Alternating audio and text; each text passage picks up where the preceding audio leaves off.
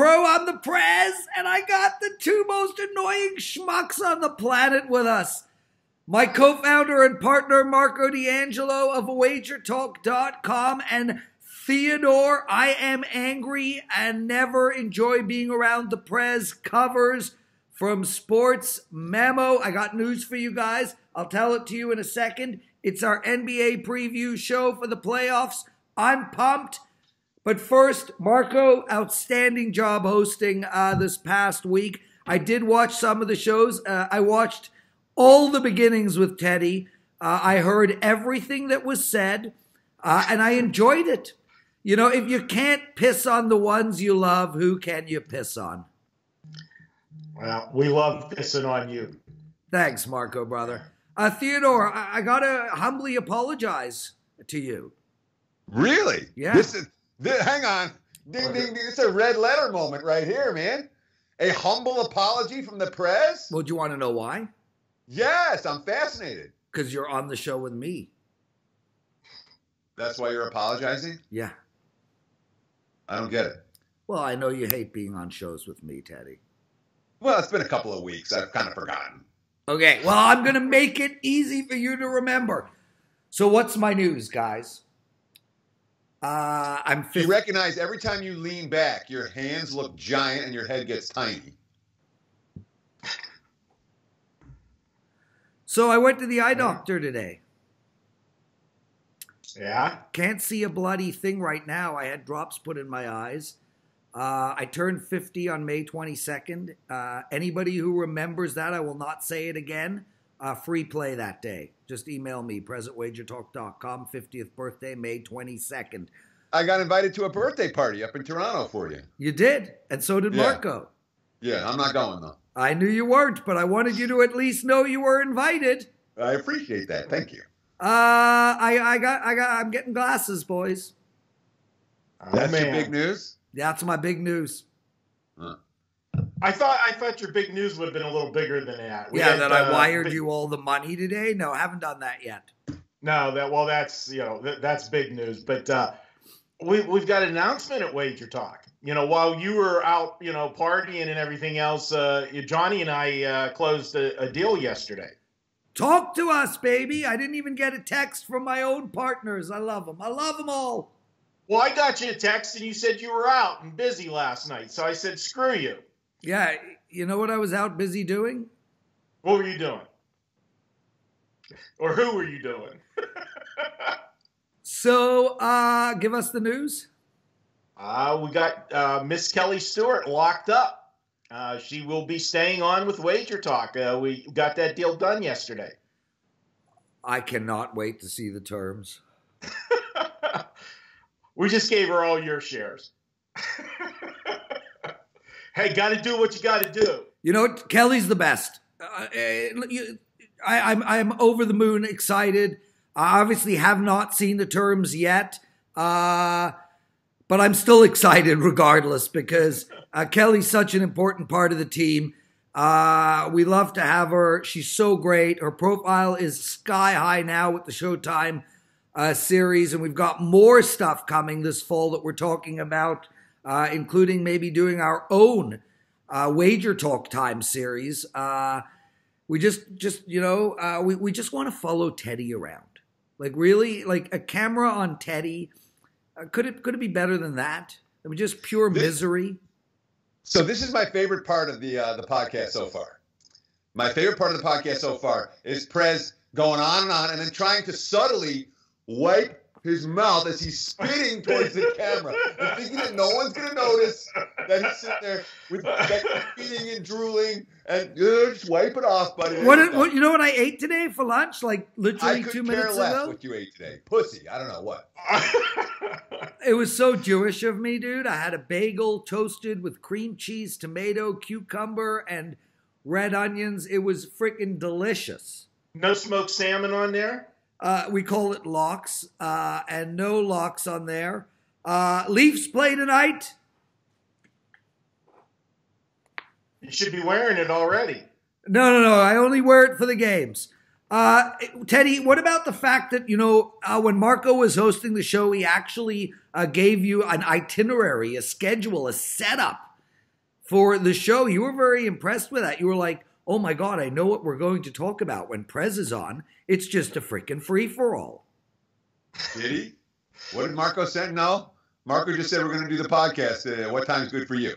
Well, we had a structured format. You know, we weren't all over the place. We got into it. Yeah, well, pretty much. I mean, the structured format was you guiding the show, guiding our conversation in a particular direction, as opposed to, okay, here's part A, part B, part C. These are the segments of the show. Yeah. So it was Marco's capability as a host, not anything that was pre-programmed, which speaks to your capability as a host, Prez. But keep going. Start hosting more shows. How many shows are you hosting now? 4, 5, 6? And your head is tiny. God. You want to know the worst part? Camera angle right, bro. What? I mean, honestly, of all, if you're going to start hosting, I don't know how many podcasts you're hosting now. A whole lot, Theodore. Yeah. I'm doing. Get your camera straight, bro. Spend a couple bucks on getting your camera right so that your face doesn't look giant and then tiny every time you lean forward and back. You got it, dude. Just a suggestion. Dude, go about your business. Are you done? You think we should talk some basketball? No, Teddy. When me and Prez do this is the whole show, dude. It's just me just battling. He tells me how narcissistic I am or how annoying I am. I tell him that his face looks funny. You know. Yeah, silliness. Come on, Marco. Get with it. Get with it, Marco. All right. I'm just excited. I'm going to be leaving town in about 10 hours and be gone for the weekend. So I'm we got point spread since we started talking. So at least that's going on right now. Where are you headed, Marco? I just checked before we got on. All I had was series prices. Good. No, just now. They just came up. Where are you headed, Marco? Heading back to Pittsburgh. I got 2 horses racing this weekend and going back to see them both race. One's racing Saturday, one's racing Monday, and flying back Tuesday. Excellent. And do your horses ever win? They're making money this year. The filly has won twice. She's got 5 lifetime starts, and she's got 2 wins. So I'm happy with that. And I'll be real happy if she could finish 1-2 this week, because then she would be eligible for a final now in 2 weeks, which would go for like $25,000 for me.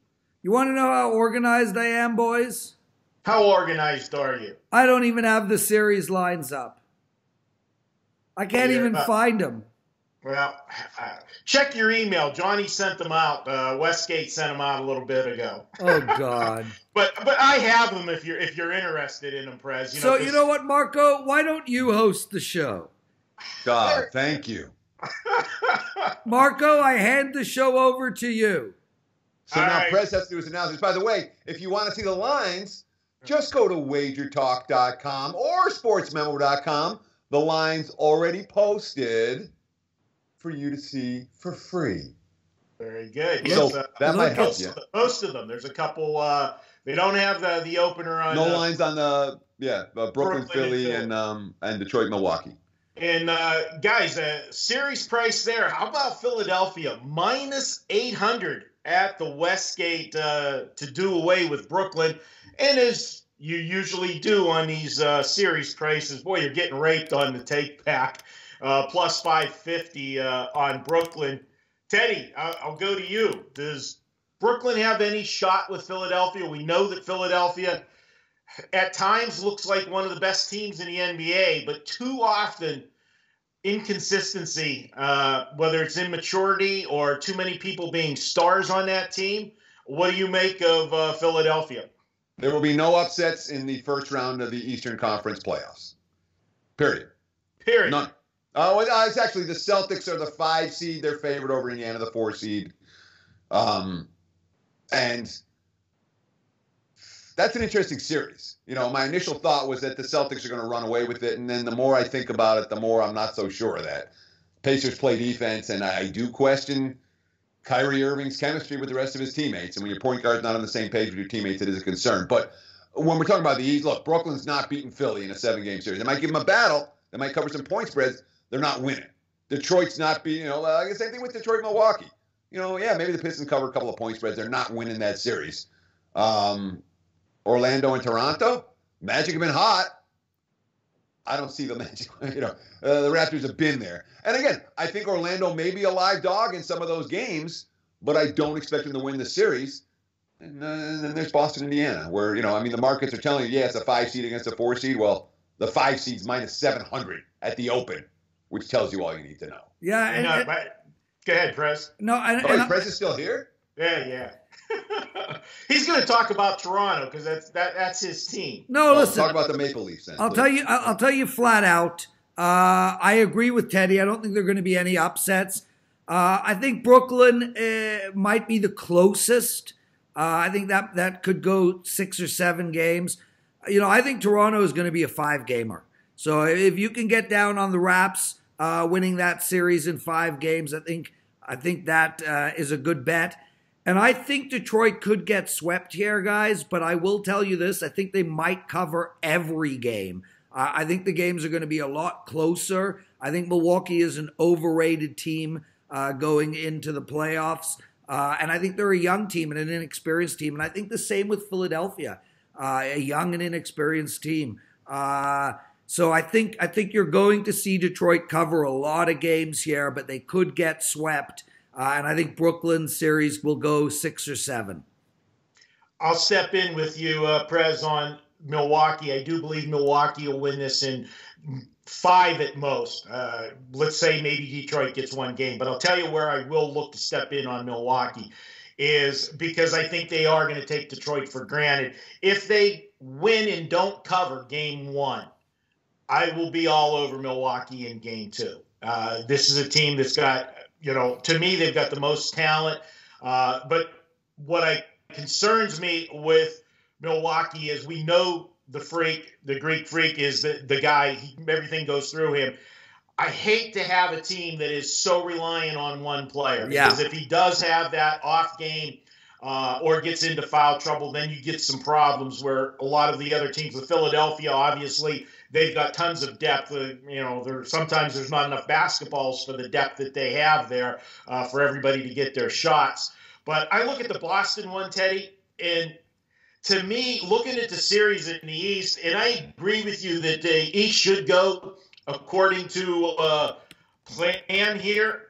But don't you think a 4-5 matchup with Indiana, and as you say, they are one of the better defensive teams, and you don't see a lot of teams play defense in the NBA? 700 just surprised me. Of all of the ones that came out, I thought that was the line that looked just off to me a little bit. I thought it was a little high. I mean, it speaks volumes for the betting marketplace respect for Boston when it comes to the postseason. And also, Indiana, let's be real. The back half of the season without Oladipo, they were not a team that was capable of playing with the elites in the NBA. You look at their wins down the stretch, all their wins coming against lottery teams. Every time they tried to step them in class, they struggled. I'm not surprised that number is as high as it is. And, of course, we're talking about the seeding 1, 2, 3, and 5. The Celtics are the 5 seed. They play, right? Aren't they? No. Yeah, no, they can't be the 5 They're the seed. 4. They're home. They're the 4 seed. They're at home on Sunday at 1 Oh, p.m. yeah. Boston, I'm sorry. So it is 1, 2, 3, 4. Yeah. Obviously, these lines are But just coming up now. Here's the thing with Boston and I think they were the 5 seed. Here's the thing with Boston and Indiana, and I agree, Teddy, with your analysis on Indiana, but Boston has just been extremely inconsistent. The number that you're asking to lay on a Boston team in this round is insane to me. Would you be blown away if Indiana wins the series? No, that's what I said when I talked about it before. I said the line is high. Right. I can understand why the line is it is. And my first gut reaction was, oh my God, the Celtics are going to sweep this team. And then you start thinking about it, and then you're like, well, maybe not so much. Would I be shocked to see Indiana win that series? No. Would I be surprised? Yes. Boston's not minus 700 here because the markets think that Indiana can win. And does Marcus Smart have any effect or factor for you guys? He's going to be missing enormous. Yeah. Enormous impact injury. I don't know that there's a bunch. There's a fair few that stand out. Nurkic for Portland. It's certainly a big one. We'll see who's healthy in Philadelphia. That's why there's no line on the Sixers game yet. We don't know who's going to be good enough to go. for Philly and had a bunch of guys sitting out down the stretch. So last comment, Prez, for me on Boston. Of the 8 teams that have home court advantage in this first round, Boston has the worst home record of the 8 teams. They're 28-13, where all of these other teams are in the 30s as far as wins at home. I look at them and I look at the 20-21 against the spread record, and that just doesn't equate to me to be a 700 favorite in the series. That's my. I'm talking Indiana. Does Boston win this? Yes, most likely Boston wins this series. But if you're looking for value, and I'm looking at all of the teams with the series prices, the 2 that stuck out to me is I thought that Boston was overpriced, and I thought Denver was underpriced because Popovich still gets the respect. This is not a good San Antonio team, and Denver was 1-2 all year in the West with Golden State, and they're only a minus 200 favorite in this series. And Denver has a 34-7 record at home this season. That just blows my mind that they're only 200. Yeah, but Teddy, do you think this is the Pop effect? Let me talk about. I have one last thing to talk about because you guys said some crazy stuff about the Bucks, and I have to talk about. You said that Milwaukee's a Giannis team.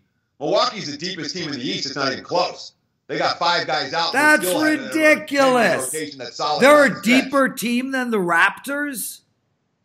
When healthy, the Bucks are as deep or deeper than the Raptors. Yes. Not a chance. Okay, dude. Name me 2 Bucks. Name me another Buck besides Giannis. No looking. Name me 1. Come on, go. Thank you. Okay, so don't talk to me about NBA. That's how deep they are. Because you don't know. So you can you're like I'm not even going to go there. But keep talking. Yeah, I understand Toronto's deep. Recognize Milwaukee is super deep, just like Toronto.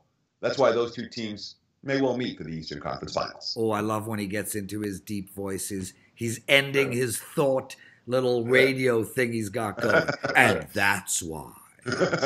So Teddy, what are your thoughts? So what do we talk about? Portland, San Antonio, Denver. Denver, San Antonio. What are your thoughts on that series price? I think the Nuggets are the most likely favorite to be upset in the first round. I don't think it's close. And you know, it's funny. Absolutely vulnerable. I hate to agree with Teddy here, Marco. I was going to say the exact same thing, and I think, I think it's not only the pop factor, but how can you ignore that factor? I mean, this guy knows what he's doing. It's not just Pop. Forget Pop for a minute, okay? Pop's not going to be on the floor.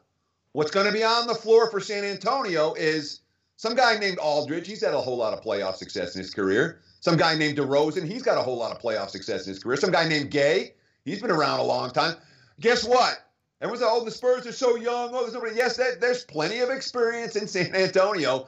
And those 3 guys are surrounded by a bevy of shooters. Denver's not one of these teams. How does the NBA playoff works? It's not like the NFL playoffs. It's not like MLB playoffs. It's not like the NHL playoffs. In the NBA, the way it works is when you're an ascending team, the first year you make the playoffs. The next year maybe you win a series. And the next year maybe you make it to the finals. It takes a 3 or 4 year process to get to a conference finals or to the championship. And we're not talking about a Denver team that's gone through that process yet. I'll just put it there. Denver, is vulnerable first round, second round. Denver's not making it to the Western Conference Finals. No way. So I want to ask you guys a question, and we talked about this on the NHL preview show on Puck Time on Wednesday. My question to you guys is on Tuesday. My question to you guys is this: who's the team that is going to win the first game that is a dog on the series price? And that's where I think San Antonio becomes interesting, because I think San Antonio is the most likely team to win game 1. And if you do like Denver, I actually suggest you wait and grab the series price after game 1 if you're at least on the fence, because we saw Tampa Bay get upset last night by Columbus. They were minus 400 to win the series, minus 420 at some books. Columbus up to about plus 380. Columbus won the first game, and now Tampa Bay is minus 200, and you have a perfect hedge set up. Where are those opportunities? And I think those opportunities, I think the best spot is the San Diego-Denver series. San Diego's not an San Antonio. Shut up. But you're missing the low-hanging fruit here, Prez. There's a team that's an underdog in the series, in their series price, and they're favored in game one. And that should be your ultimate situation. Where the Oklahoma City's favored in the series, and Portland's favored by 3 in game one, and they have home court edge. So that, to me, is the one that stands out more than any other, being that you're catching the favorite for the series at an underdog price. You can take the underdog Blazers prior to game one and the series. If they win, as they're supposed to, being that they're chalk, you come back with OKC in game two. That's the one that makes most sense to me. Great point. Guys, any of these series you think going to game 7? I mean, I think the Nets might have a chance. Obviously, the Clips won't. I think the Celtics and Pacers might have a chance. The Pistons won't. Magic and Raptors, 5 games at most. Nuggets and Spurs could go to 7. So could the Thunder and the Trailblazers. I think the Rockets get it done pretty early. Is there any betting opportunities of betting that plus number at a 6-game or a 7-game? I think the Utah-Houston is going to be closer than you think. Utah plays defense, and again, when we get to the playoffs, I want to look at teams that can play defense. And, we've seen this has been the year of high-scoring games. We saw the highest-scoring games in the history of the NBA, basically, this year with the numbers that they've posted. When you get to this time of the year, it's all of the sports. I like defensive teams, and I think Utah is one of those teams that could be a real thorn in the side of the Houston Rockets. And I really do believe the Rockets are looking ahead to the showdown with Golden State. That's all that's on their mind. And if they look past this Utah team, they could get surprised. Teddy, I know you're going to disagree with me. Yeah, I couldn't disagree more. I think Houston might sweep them. I've watched the Rockets and the Jazz play repeatedly this year, last year. They do not. Utah just doesn't match up well with Houston. The Jazz are great defensively at teams that want to clog the paint and push the ball down low. You're not going to get the low post looks against Utah. But Houston spreads the floor. All their shooters can shoot, and that is not the Jazz's best matchup defensively. So I think the Rockets win that series in 5. You're asking me what series are most likely to go to a game 7? Just look at the series odds, and it'll tell you what series are most likely to go to a game 7. That's all you know. Anyone that's less than $3, that's a chance that series is going to be competitive. So what are we looking at? We're looking at San Antonio, Denver, OKC, Portland. Those are the 2 competitively priced series. I would be not surprised in the slightest to see either of those 2 series go to a 7th game. And maybe Boston, Indiana does get interesting. That's another one that wouldn't shock me if it ends up being an extended series. Although I feel like either the Celtics are going to control that series or they're not. And if they don't, the Pacers, Pacers might beat them in 6. He's Teddy Covers. I'm the Prez, Marco D'Angelo. It's Morning Joe in the Pro. No Morning Joe tomorrow, guys. We're going to let this playoff show sit there for a couple of days. I know, Teddy, you're not a big fan of betting sort of who's going to win the conference or who's going to win the championship. We are going to talk about it a little bit, though. Just a few teams I want to really pick out for you to win the Western Conference. Obviously the Golden State Warriors are by far the favorite at minus 380. You do have Houston at plus 600 and OKC at plus 2,200. Denver at plus 800. I don't believe in this Denver team. I'll say that right off the bat. And I think from a money perspective, Oklahoma City at plus 2,200 seems like the best value on the board. Same with Houston at plus 600. They could get it done. They almost got it done last year against the same Golden State Warrior team. Teddy, I go to you first. Anything there? There is nothing in the NBA future book. Nothing. And look, I understand people want to bet. You want to do it the easy way. Oh, let me bet someone to win it all. Let me someone to come out of the conference. You don't want to be betting on the Warriors. You're laying, what, 335 on the Warriors to come out of the West. That's a minus. Warriors versus the field. You don't want to be betting on, I'm not willing to lay that. And yet the Warriors are going to come out. If you're going to take a shot, sure, take a shot with Houston. If there's someone that can beat Golden State, it's probably the Rockets. I don't think anyone else can do it. In the East, there's, 3 teams and then Boston. But the 3 teams, Milwaukee, Toronto, Philadelphia, and then Celtics, again, has the potential to be live and have potential to get smacked. But if you're looking at the big 3 in the East, gosh, there's a sliver separating them. And any one of those 3 teams is capable of coming out. And the Celtics are capable of coming out. So, no, when I see 4 teams capable of coming out, I'm not betting that. And when I see the Warriors minus 335 to come out of the West, I'm not betting that either. So, future book-wise, stick a fork in it. The NBA stinks future book-wise right now. This Golden State dynasty has caused a lot of problems for future book bettors. The best bets out there are series prices, not future book prices when it comes to winning it all. And plus, go ahead, Marco. Plus, if you're betting anybody other than Golden State, you're better off just doing it and rolling them over from series to series. It's going to come out as a better price because if you do, you're going to end up facing Golden State in the finals if you take anybody from the East.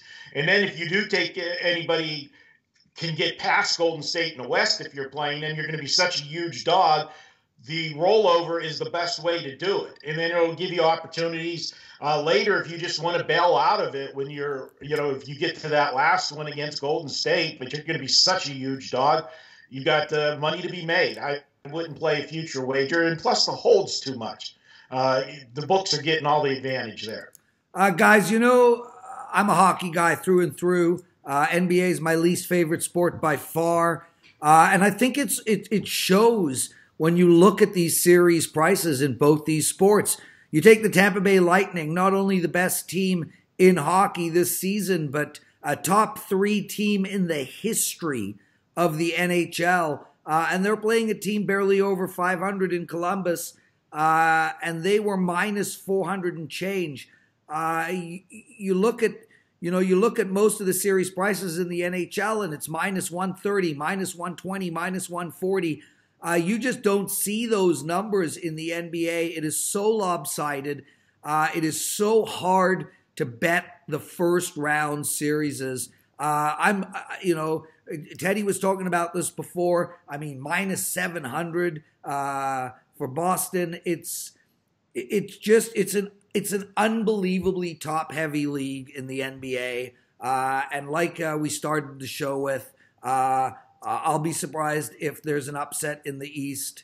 And frankly, I'll be surprised if there's an upset at all. Boys, any last thoughts?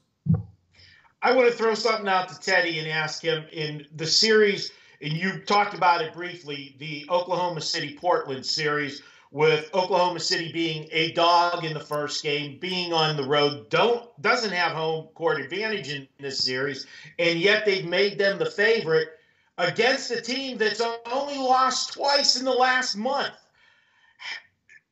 Walk me through how Oklahoma City is legitimately the favorite in this series. Nurkic. Portland's missing. Say what you want about Lillard.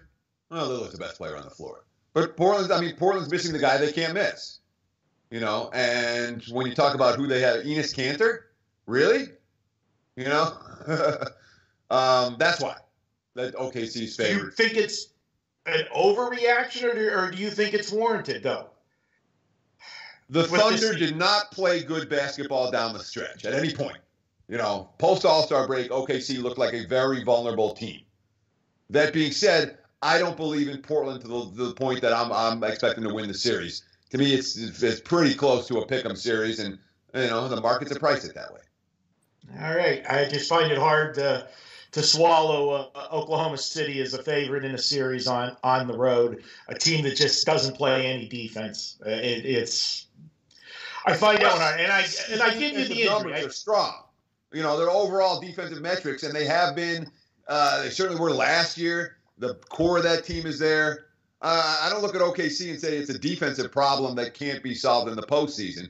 The question is, now McCollum's back for the Blazers, is whether McCollum and Lillard are going to be capable of carrying them to victory. Because, Portland's deeper now than they've been in recent years, but they've also, not exactly been a bet-on team come postseason time. Boys, Teddy's got to go, and for that, I red card him.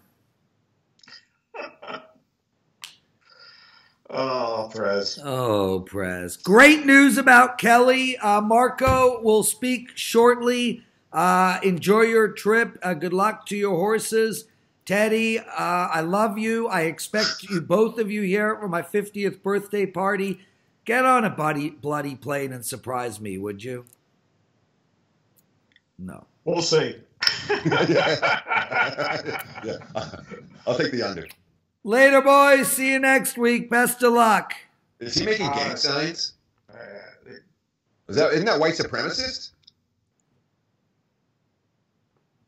Are we done? Oh. Yeah. Boy, Hit the stop button. Hopefully you hit the record button, too.